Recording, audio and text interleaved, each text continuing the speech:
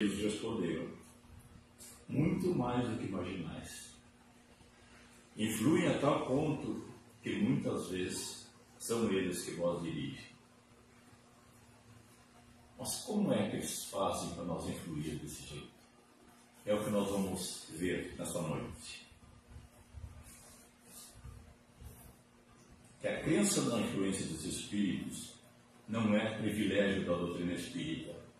Ela existe desde tempos imemoriais, desde quando o homem começou a surgir na Terra. Se nós abrirmos os antigos livros, como o Velho Testamento, por exemplo, nós vamos encontrar ali diversos casos de influenciação de espíritos. Como podemos ver no livro de Samuel, no capítulo 16, que tem o seguinte texto: o Espírito do Senhor se retirou de Saul e um espírito maligno começou a atormentá-lo. Espírito do Senhor só poderia ser o anjo da guarda do Saul, né? Ou seu protetor, como quiser. Mas por que ele se retirou? Provavelmente o Saul tinha deixado de escutar o seu protetor e deixou Saul à mercê da influência dos espíritos mais inferiores. Porque quando nós temos um amigo, por exemplo, que nos aconselha para o bem, mas nós não lhe damos ouvidos, o que esse amigo faz? Ele se retira, né? Deixa que nós vá sofrer as consequências dos nossos atos. E é isso que os bons espíritos fazem. Eles nos dão a instrução necessária, nos aconselham, mas se nós não der ouvidos, eles nos abandonam. Claro que não abandono permanente, mas abandono até que nós peça socorro.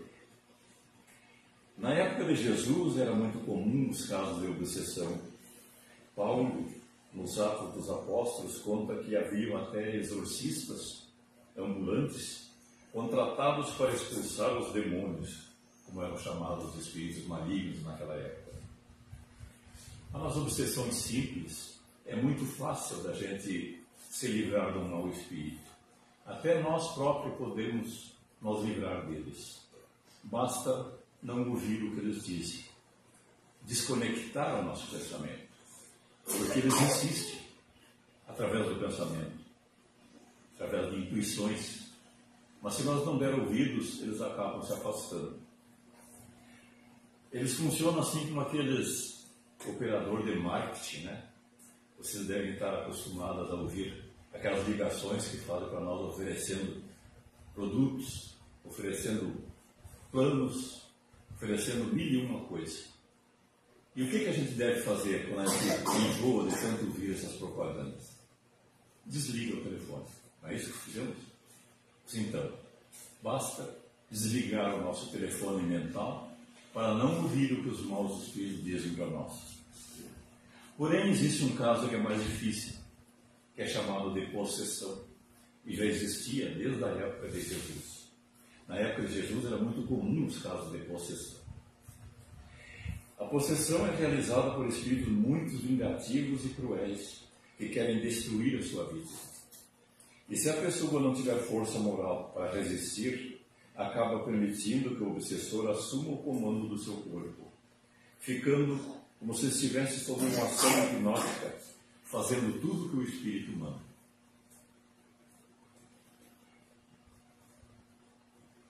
Em Marcos, no capítulo 9 do Evangelho de Jesus, fala sobre um menino possesso que ora se atirava na água, ora se atirava no fogo. O espírito queria terminar com esse menino. E nem os discípulos conseguiam expulsar esse espírito desse menino.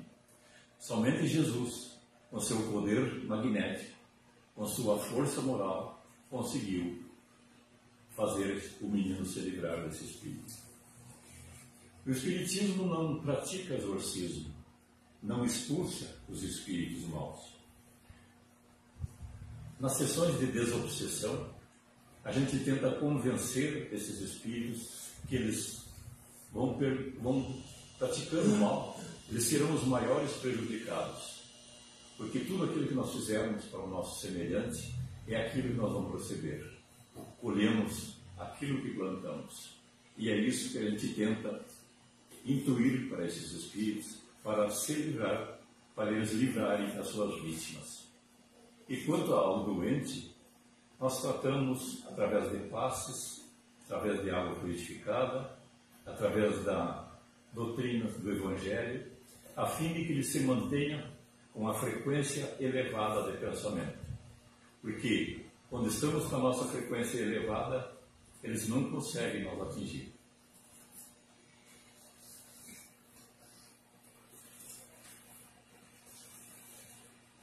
Às vezes, acontece que uma legião de espíritos caem sobre as pessoas, um grupo de pessoas, que são atraídas, causando o que se chama de obsessão coletiva.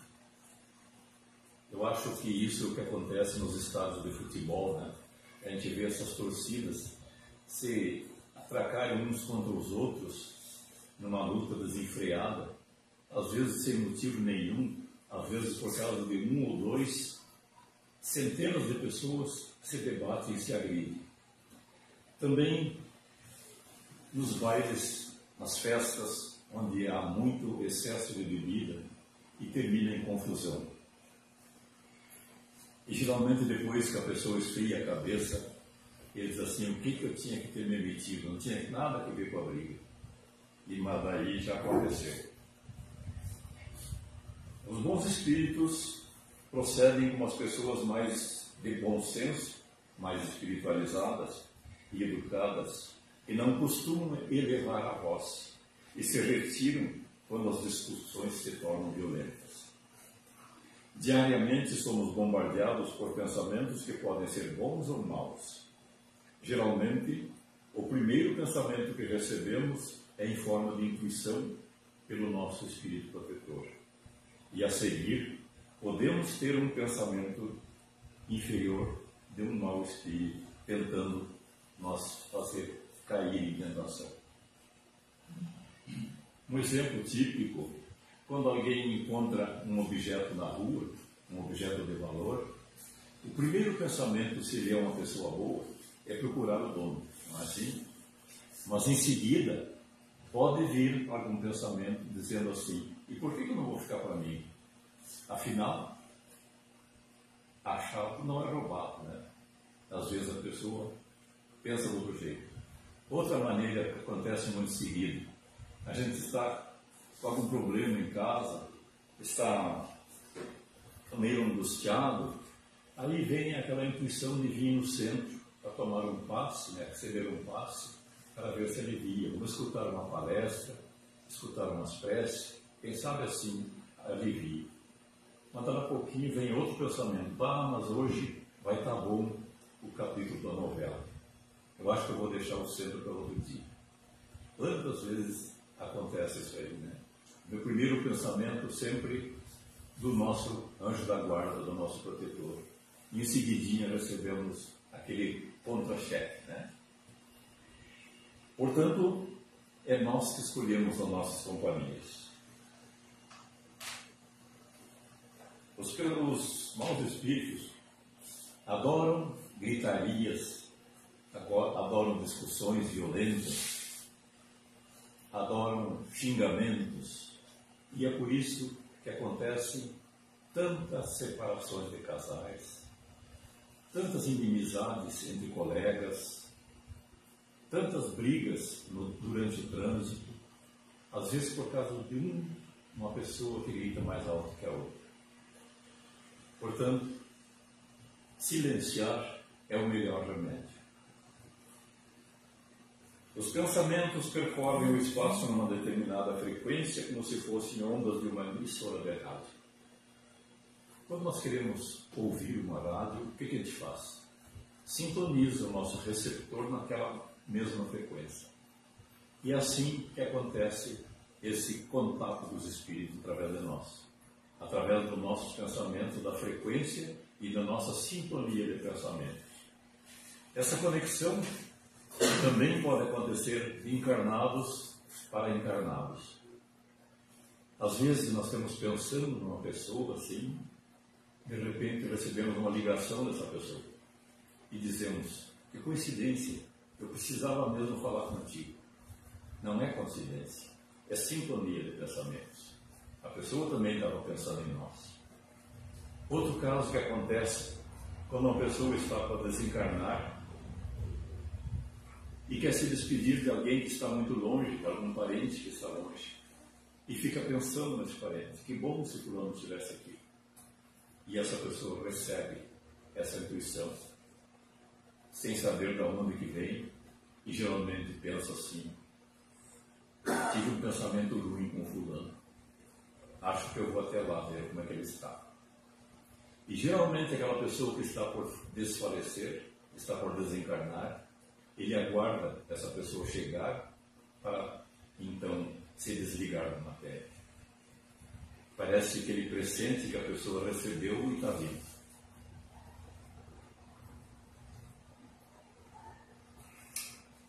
Quando nós...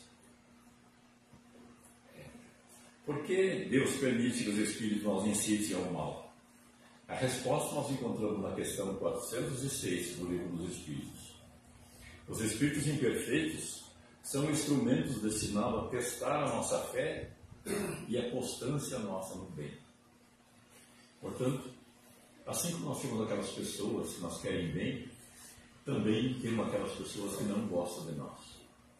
Como nós temos aquelas pessoas que nos aconselham a seguir para o lado bom, nós temos aquelas pessoas que nos aconselham a seguir um mau caminho. E essas pessoas que não gostam de nós, geralmente por ciúme, por inveja e até por vingança. E quando elas desencarnam, normalmente elas continuam a nos prejudicar. A maioria deles nem sabe que estão desencarnados. Porque não é o corpo que é mau, mas a mente da pessoa, o espírito dela que é mau. Então, ela pensa que ainda continua vivo e continua a nos prejudicar. É por isso que Jesus dizia para nós se reconciliar com os nossos adversários enquanto estamos a caminho. Quando acolhemos uma influência de maus espíritos, eles vão ficando cada vez mais frequentes até podendo se tornar uma obsessão. E o que fazer para nos livrar dessas influências? Vamos lembrar o que disse Jesus: orai e vigiai. A oração é o antídoto contra os maus pensamentos. Sempre que nós entrar em oração, nós elevamos a nossa frequência e os maus espíritos não conseguem interferir em nosso pensamento, porque estão noutra faixa vibratória. Então, a oração nos eleva. E vigiar. Vigiar o quê? Vigiar os pensamentos que acodem em nosso cérebro, principalmente quando nós estamos com a cabeça vazia, quando não estamos pensando em nada. Até dizem que cabeça vazia é morada do demônio. Quem é demônio? Demônio é um termo hebraico que quer dizer espíritos. Então, os demônios são os espíritos negativos. Né? No filme Nosso Lar, depois de muito sofrer no umbral, André Luiz foi resgatado para uma colônia espiritual e, quando já se considerava equilibrado, sentiu saudade de casa e pediu para visitar a sua família. Os espíritos benfeitores desaconselharam ele dessa visita, porque era muito cedo ainda. Mas ele insistiu tanto que eles resolveram trazer André Luiz até a sua casa. E ao chegar em casa, ele encontrou sua esposa com outro homem. Ela tinha casado novamente. E ele teve um acesso de ciúme e uma recaída, e se não fosse os benfeitores espirituais de estar presente, com certeza ele teria retornado para o umbral. Então, está tudo na nossa frequência mental. Nós temos que continuar sempre com a frequência mental em evolução.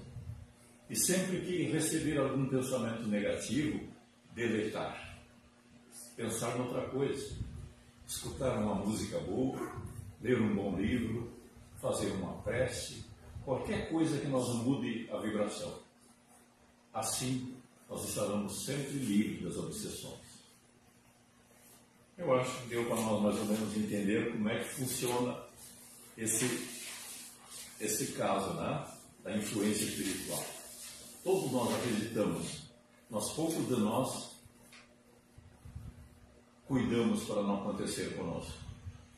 E é aqui, na casa espírita, que nós buscamos essa elevação, essa vibração de pensamento. Cada vez que nós viemos aqui, nós saímos se sentindo bem, com o pensamento elevado, e não pensamos em coisas ruins. Porém, a interferência que nós recebemos na rua de outras pessoas poderá nos trazer de volta, como aconteceu com o André Luiz. Então nós temos que ter esse cuidado de mantermos a nossa mente sempre equilibrada.